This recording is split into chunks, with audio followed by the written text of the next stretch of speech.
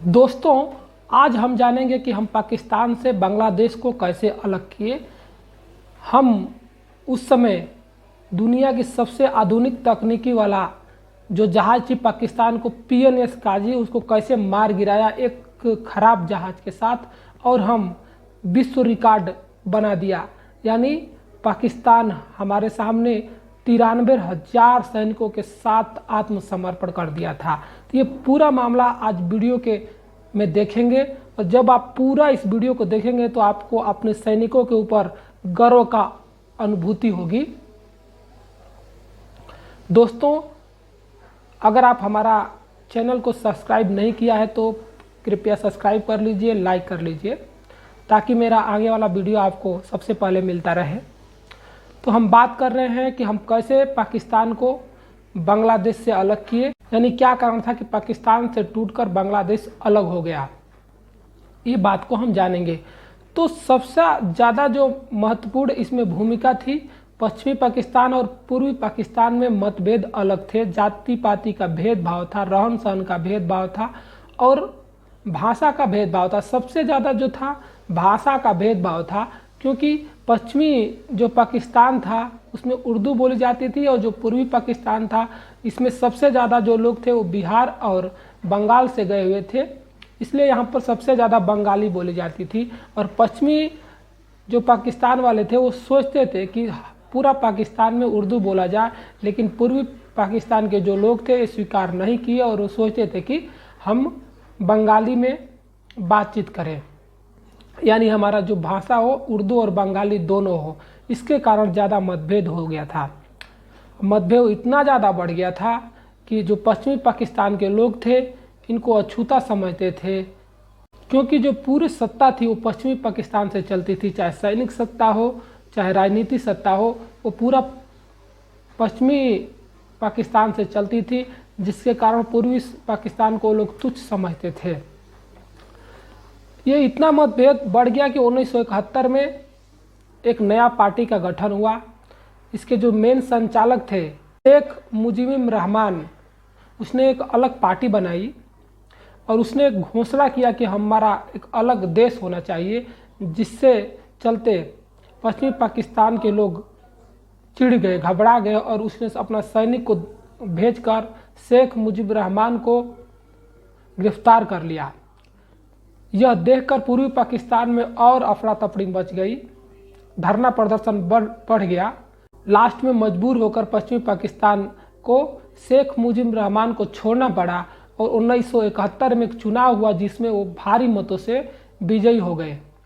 यह देखकर पश्चिमी पाकिस्तान के लोग उनको नेता नहीं बनने दिया कि एक बंगाली होकर पूरा पाकिस्तान पर कैसे राज करेगा। उनको नेता न बनने के कारण, चुने नहीं जाने के कारण और ज़्यादा पूर्वी पाकिस्तान में विद्रोह हो गया। और चूंकि पश्चिमी पाकिस्तान से पूरा शासन व्यवस्था चलता था, तो पश्चिमी पाकिस्तान से सैनिक कार्रवाई की गई और पूर्वी पाकिस्तान में पाकिस्तान के सैनिक आकर मार काट करने लगे। वहाँ के जो लोग रहते थे, जो नारियाँ रहती थी, उसको बलात्कार करने लगे।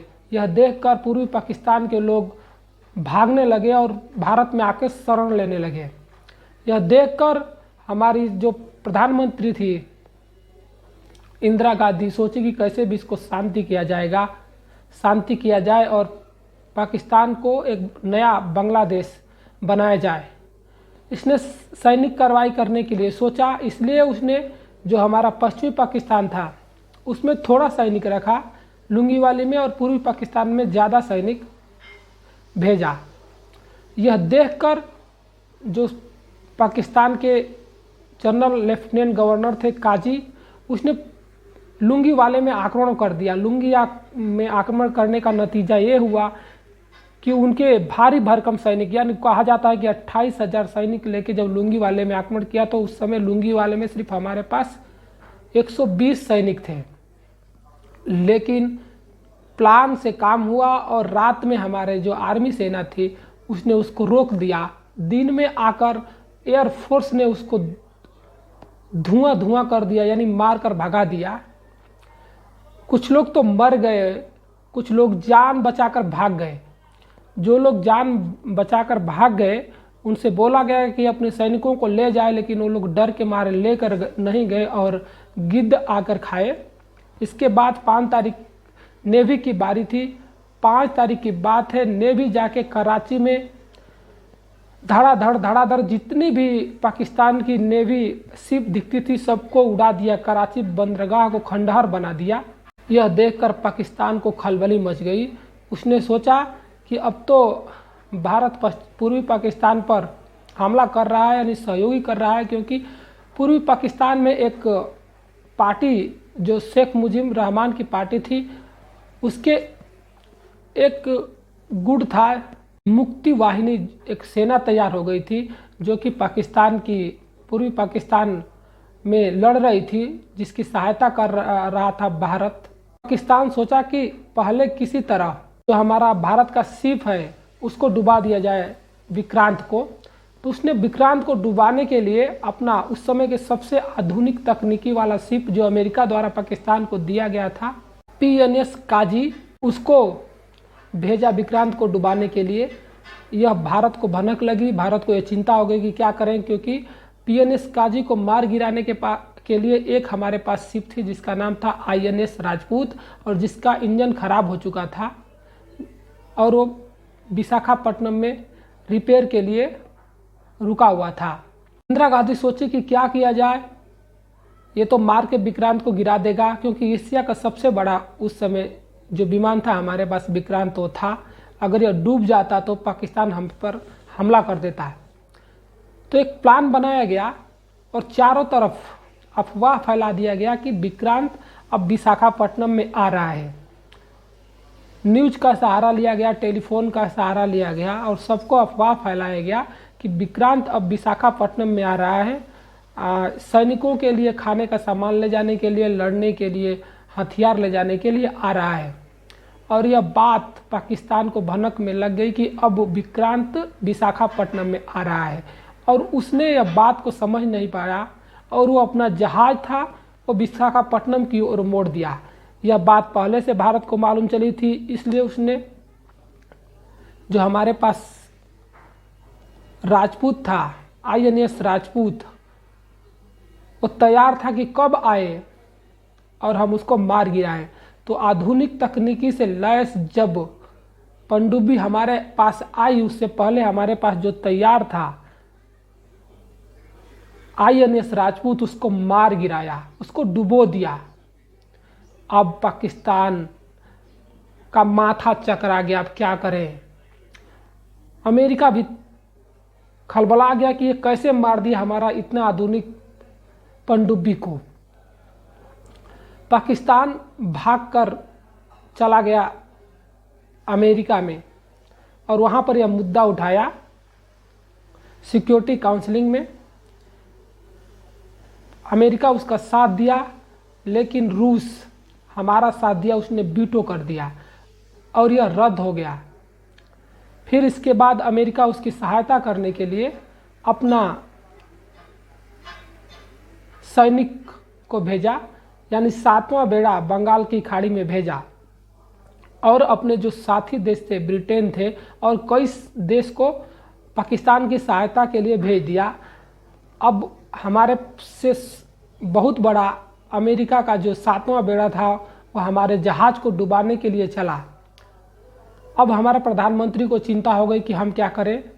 तो उससे पहले हमारे प्रधानमंत्री जो इंदिरा गांधी थी, वो रूस से एक समझौता किया था कि अगर हमारे पर आप कोई आक्रमण करेगा तो आप हमारी रक्षा करेंगे, और तुम्हारे पर अगर कोई आक्रमण करता है तो हम रक्षा करेंगे। इसने फ़ोन किया रूस को और रूस ने बोला ठीक है, हम आपकी सहायता करेंगे। और उसने जो आसपास के देश से उसको बताया कि आप भारत पर आक्रमण नहीं करें, नहीं तो हम आक्रमण कर देंगे। और उसने अपना 40वां बेड़ा हमारी रक्षा करने के लिए भेजा। अब युद्ध में 4 देश हो गए थे, ब्रिटेन और अमेरिका। चीन भी साथ दे रहा था, लेकिन चीन मान गया था क्योंकि रूस हमारे साथ आ गया था। तो ब्रिटेन और अमेरिका जो पाकिस्तान की सहायता कर रहा था, और रूस अकेला हमारा सहायता कर रहा था, क्योंकि रूस अपना 41वां बेड़ा भेज दिया था। अब यह जो लड़ाई थी वो अंतर्राष्ट्रीय मामले पर पहुंच चुकी थी। इधर हमारे जो सैनिक थे वो पाकिस्तान में जो पूर्वी सेना थी, मुक्ति वाहिनी सेना, उसको सहायता कर रही थी और उसको खदेड़ खदेड़ कर मार रही थी।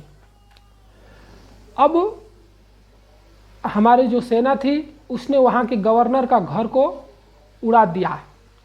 उड़ा देने के कारण वहाँ के जो गवर्नर थे उसने त्याग पत्र दे दिया।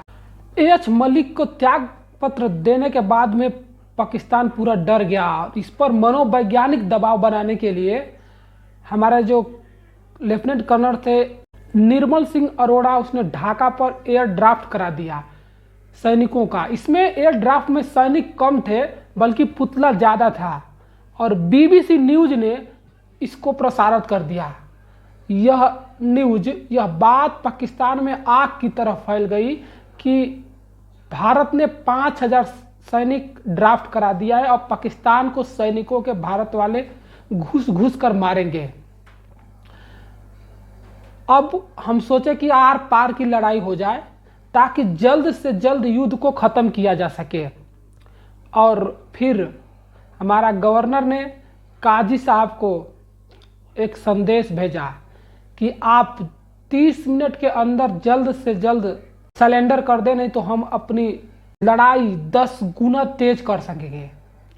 अब पाकिस्तान के पास कोई भी चारा नहीं था, वो क्या करेगा, क्योंकि हम नेवी को उसका ख़त्म कर दिया था। एयरफोर्स काम नहीं कर रही थी क्योंकि एयरफोर्स हमारा पहले ही उसका काम कर चुकी थी। अब उसके सैनिकों को लड़ने के लिए सामान नहीं था, खाने के लिए सामान नहीं था, वो मजबूर हो गए। और काजी साहब ने निर्मल सिंह अरोड़ा के सामने आत्मसमर्पण कर दिया 93,000 सैनिकों के साथ। यानी द्वितीय विश्व युद्ध के बाद इतनी बड़ी आत्मसमर्पण पहला था जो गिनीज बुक में रिकॉर्ड हो गया और एक नया देश बना जिसका नाम हुआ बांग्लादेश। तो इस तरह पाकिस्तान से बांग्लादेश हम लोग एक अलग देश बनाने में भूमिका निभाई। दोस्तों, अगर यह वीडियो अच्छी लगी हो तो लाइक और सब्सक्राइब कीजिएगा ताकि मैं एक और वीडियो, इससे अच्छा वीडियो बना सकूं देश के प्रति। Thank you.